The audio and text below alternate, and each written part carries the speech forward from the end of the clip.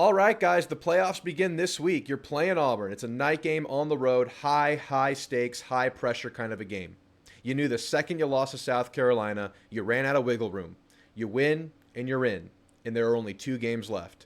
So did Texas A&M get the work they needed to get done in the bye week versus New Mexico State, that week of practice, and now going forward into the night game at Jordan-Hare Stadium? Big game. Well, today we're going to talk about the takeaways from that game, talk about the progressions of the team. Obviously, we talked about how this game, even though we don't like these November, escapes from the SEC versus lesser opposition, this one came at a really important time.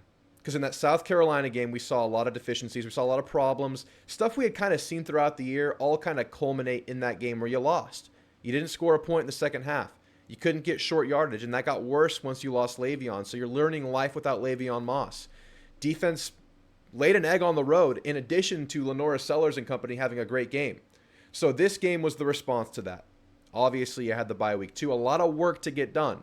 So today we're going to talk about the takeaways coming out of the New Mexico State game, talk about the status of the team and kind of project it going forward. What are the last tweaks and little improvements we can see? Because a lot of people will tell you at this point in the year, you kind of are what you are. But maybe you can work on a couple little things. And especially for a team that's dealing with a lot of new, obviously you're still in the year one, a lot of room for improvement over the course of a year with all the transfers on the team still coming together. And I think you can see areas of the team improving, like the DB group made up of a bunch of transfers, stuff still improving over the course of the year. And we saw a couple good games from the DBs, even versus South Carolina. I thought coverage was great. So there's still progressions to be made. But at this point, we're looking at mistakes to go away because we're still seeing some common mistakes come up. So we're going to talk about what we saw, talk about positives and negatives, because, of course, night game, Jordan-Hare Stadium, and it just got announced, night game, Kyle Field, Texas, the next week. But that's for the next week. This week, it's all about Auburn, just like the team is talking about. We heard from them today, players talking about how it's all focused on Auburn, and then we'll have some fun after that, but you got to get through this test. So, guys, thanks for being here. Like and subscribe. I'm going to go live tonight. You guys have a chance to call in, reflect on the team, tell us how you're feeling about the team. Make sure you do that, 7:30, this channel. I'll see you there. Of course, last away game of the year. We're going to have a big watch party this weekend for the Auburn game, guys, so make sure you guys tune in for that. We'll also go live on Thursday night to get ready for that game, give you a chance to call in, give a score prediction, try to get on the Hall of Fame. Only had one entry so far on the year. One guy got the score prediction right. That was Noble. See if you guys can do that on Thursday night. And, of course, I'll drop an Auburn pregame video later this week as well. So, guys, how are you feeling come off the New Mexico State game? When I was watching it, I didn't feel great about it because I saw a lot of similar mistakes that we had seen before. The penalties at critical moments, a couple of misses by Reed. But after going back and watching the game, I feel a lot better about the work they were able to get done. Positives. I felt like as long as Marcel Reed was out there, the offense could move the ball. There were 2 drives that stalled. Or 3, really, if you include the interception. But the 2 that stalled were due to penalties, both, unfortunately, by TJ Shanahan. But let's talk about positives first. We talked about the need to get Reed reps in a game that was relatively low pressure. They passed the ball 30 times. A serious effort to get Marcel Reed reading defenses and passing the ball and getting him kind of out of that comfort zone. Because this offense, obviously, is very comfortable running the ball, power left, power right, zone left, all that kind of stuff. But they ran RPOs. They had some dropbacks, ran some play action, and they forced Reed to pass the ball. And I thought he had some really good reads and some really good balls in the game. Obviously, the bad decision he made in the game was the interception before the half, but I was really encouraged by his decisiveness, specifically on RPOs. He had one rollout pass to Jade on the sideline that was an absolute dot. It was a great ball. He had a lot of really good balls in the game. And it wasn't all good, but this was a really good game to go out there and just throw the ball around. Because it was going to be a low-pressure game. We saw as long as Amari was out there, you're able to gash them for big running yards. You always had that in your back pocket in case things got ugly. But they didn't. And Amari ended with only like 7 carries on the day, and that was a good thing. And you forced Reed to pass the ball. Now, it wasn't all perfect, but that's all going on tape. And I think overall, Reed can come out of that game feeling pretty damn good and feeling like he got some good work done in the game. So that's the biggest positive, I think, in the game was that you really got to just work and drill Marcel Reed. We'll talk about the negatives later. And there's negatives with some of these positives as well. Like E.J. Smith is another one of my positives. And I know you might think that's a surprise that I'm highlighting E.J. Smith in the positives side of things.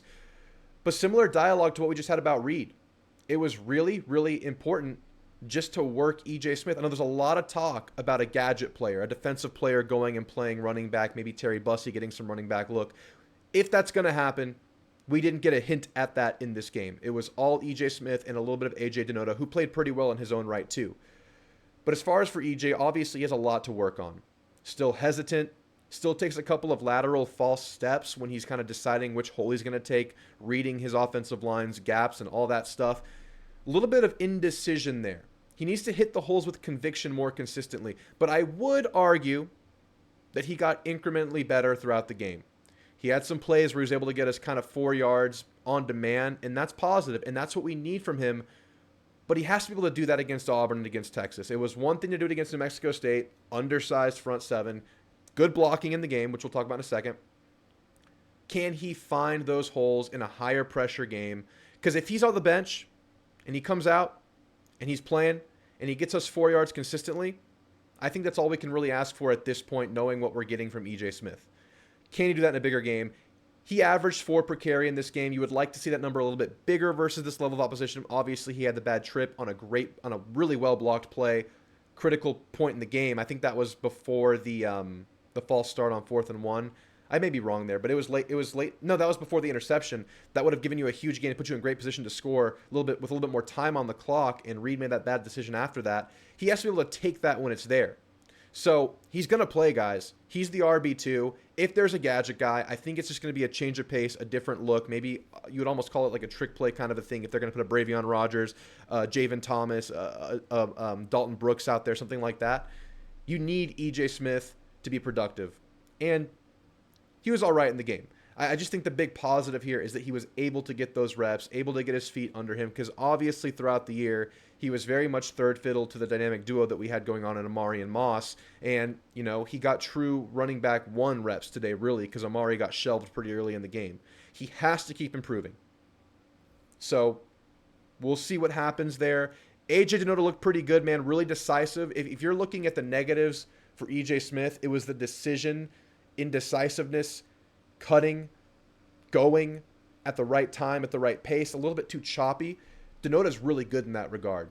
He kind of flows with his blockers and hits the hole hard when he sees it. Now, obviously, physical attributes, EJ Smith's going to blow him away, and that's why you need EJ to be that guy. But Denoda looks serviceable, and that was positive too.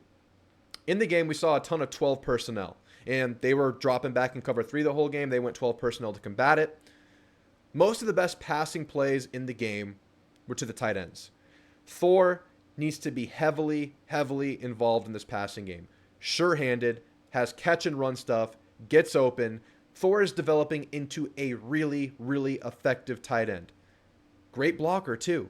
He's doing everything right. And, that's something you have to build on going forward because you're not the best at receiver right now. Watson is a pretty good tight end, too. He had a couple of bad plays. Had a bit of a drop on the interception drive. I think he had a couple of routes he could have run a little bit better, but he also needs his targets too because he has some upside as well, and I think you're going to see a lot of 12 personnel for this team going forward. You got to be able to hit the deep ball, though. We'll talk about that when we get to the negatives as well.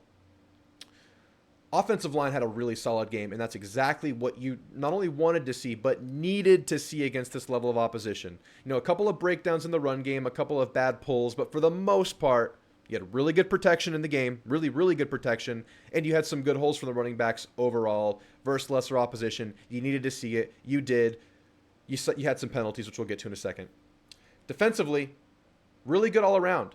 You gave up a couple of plays on outside contained runs. You had a bad tackle. We'll talk about those when we get to negatives. But overall, every time you gave something up defensively, you were able to get the stop. Defensive backs continue to make huge strides for this defense, and that was even the case versus South Carolina in coverage. They will be challenged these last couple of games. Auburn, not the best quarterback play. They do have elite receivers. We know this. We're very well aware of that. I think these DBs are in a great spot to take on that challenge, and then the challenge coming the next week. B.J. Mays continues to be a godsend. Ricks and Lee didn't even give up a reception in the game. They were both only targeted once. B.J. Mays was targeted twice. Gave up 1 reception, but made the tackle, and I think that was to force a 4th down. What more can you ask from this corner group? They're playing really well. Safeties had a bounce back from the game versus South Carolina as well. I thought the defensive tackles had a really disruptive game as well, especially Rodas Johnson, Albert Regis, and DJ Hicks. They were all so disruptive in the game. Regis got his hands on balls. Rodas had a tackle for loss. Hicks had a tackle for loss. And how about Malik Silla, man?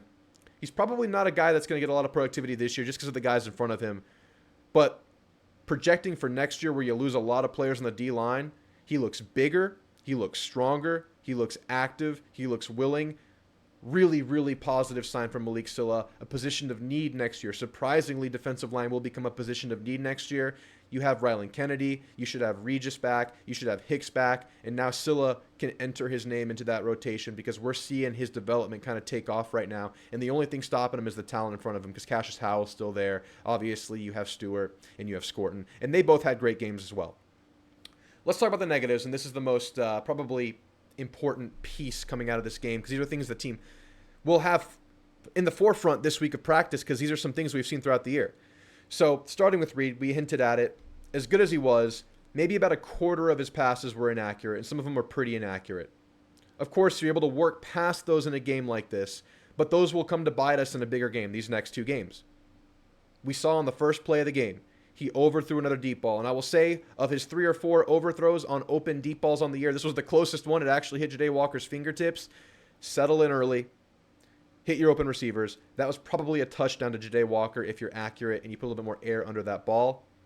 He's right there, man, on some of these plays. But obviously the big one was the big mental lapse before halftime. Understand the down and not the down and distance. Understand where you are in the game. 12 seconds left in the half. You're going to force a ball into triple, quadruple coverage, whatever that was. Even taking a sack would have been better there, but throw that ball away, scramble for a couple yards, use your last timeout, understand you can get points on the board. In this game, they weren't that important, but again, in a bigger game, every point's going to count, and that includes this week versus Auburn. So I think all the mistakes that Reed made were good mistakes to have in a game like this, and again, in a game where he did overall play well. You have to gain from them, though. This week of film, this last film session that already happened on Sunday, previous game film session, was probably the most important film session of the year with what you have to come. And with Marcel really playing in his first low-pressure game, getting all the reps that he did, you really hope they can take that and improve upon it. Penalties at critical moments came back up in this game, just as they have throughout the season. You had a holding by Shanahan, kill a drive, and that was a productive play. Probably could have gotten away without holding there. Reed probably could have still gotten that ball out because it was a short out to Bussey, I believe. It was either a curl or an out to Bussey. Would have been a first down. That killed a drive. Obviously, the big false start on a 4th and 1. Just a huge mental lapse by Shanahan. Now, of course, a couple of negative moments from Shanahan.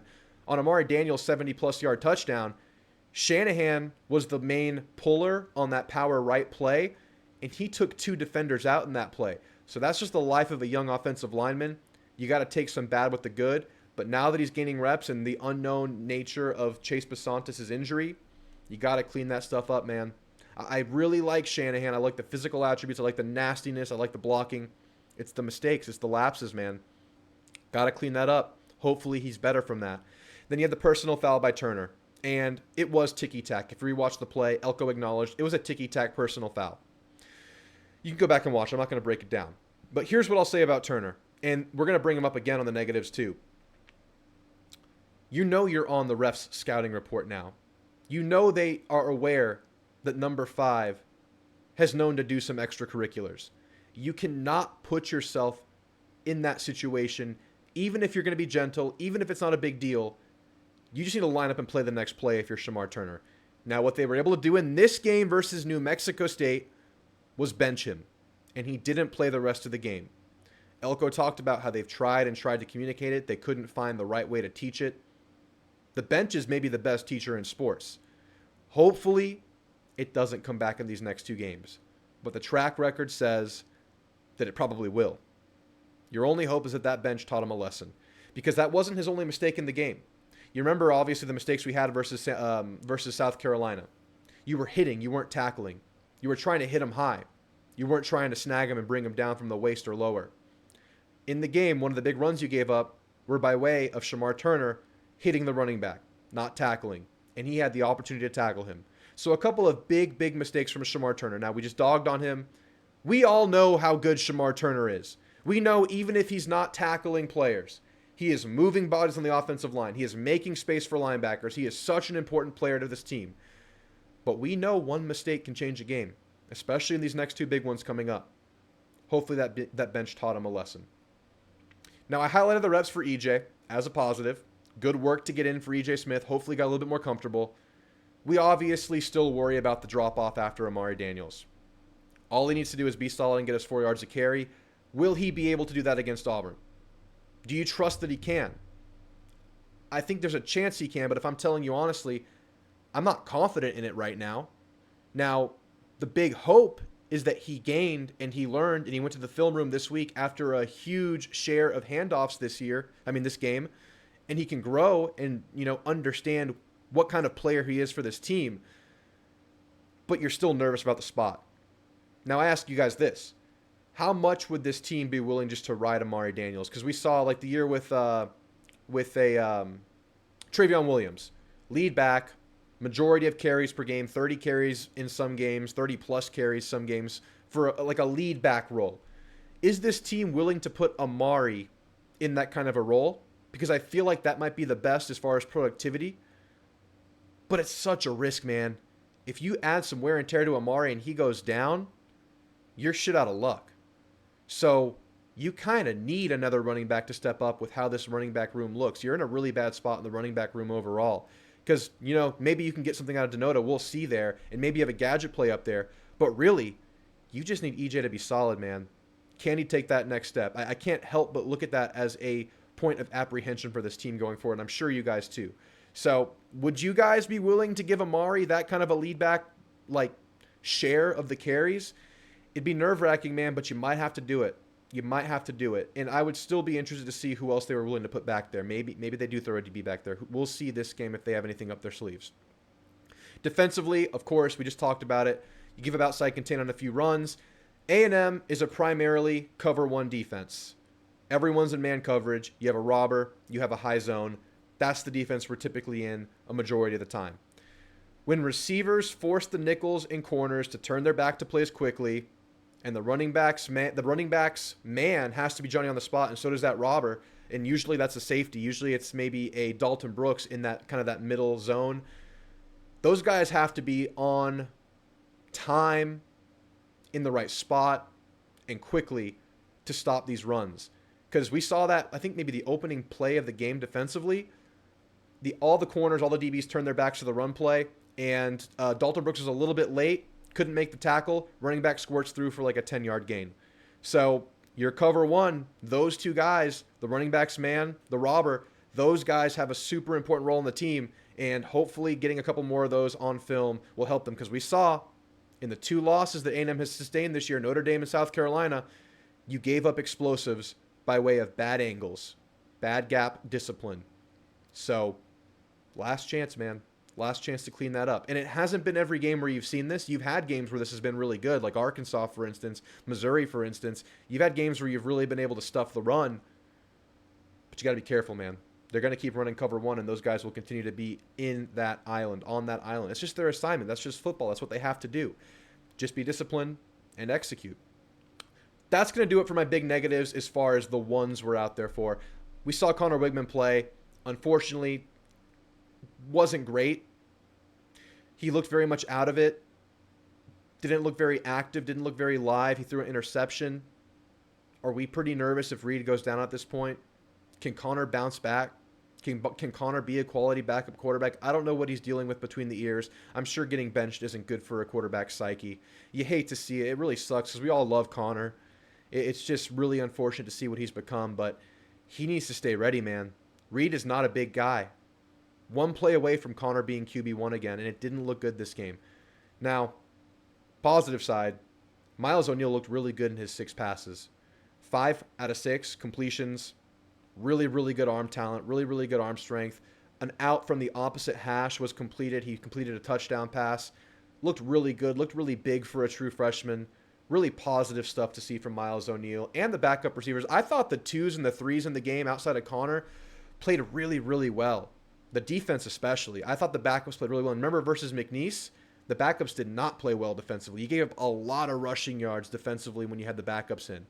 I think they've all taken strides throughout the year, quietly working behind the scenes, unnoticed, uncongratulated for the work they put in.